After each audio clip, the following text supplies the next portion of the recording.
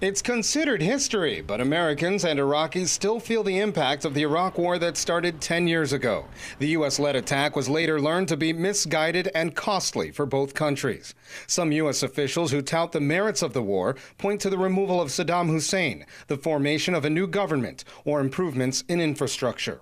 But many others who compare present-day Iraq to the Iraq of 10 years ago see significant and numerous failures in U.S. foreign policy. In my view, we should never have been there. From a geopolitical standpoint, we should never have been there in the first place. Historians and analysts are left struggling to determine what former President George W. Bush was trying to accomplish when he ordered the offensive on Iraq.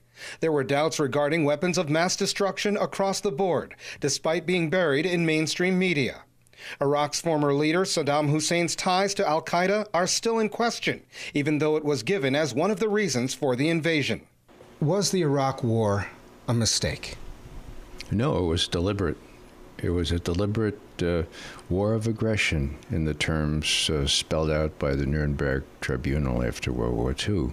There were about 4,500 U.S. soldiers killed in Iraq, nearly 5,000 killed, including Allied forces, according to iCasualties.org, a website that has kept a running tally of Western military lives lost. But the story continues for U.S. soldiers who weren't killed, especially those who are redeployed. Thousands now suffer from post-traumatic stress disorder, PTSD, or lifelong debilitating injuries that have also proven costly for U.S. taxpayers. Many experts say when the U.S. tried to cash in on its 9/11 capital, it wrote a bad check. As a result, the Iraqi government urged the U.S. to leave so it could attend to its own affairs internally. Having pulled out too soon, I don't really think it was our call. The Iraqi government decided that they wanted us out under the statute of forces limitation. After a majority of U.S. forces have pulled out, the U.S. is mired in trillions of dollars in debt, and it has damaged its credibility on the world stage. Other longer-lasting repercussions of the Iraq War have yet to be realized. Experts are still analyzing the U.S.'s mistakes in Iraq. There's still a lot to learn.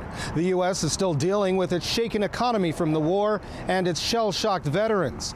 But many experts believe that in the future, when the world looks back on the U.S. and the legacy it left behind in Iraq, history may not be so kind. Colin Campbell, Press TV, Washington.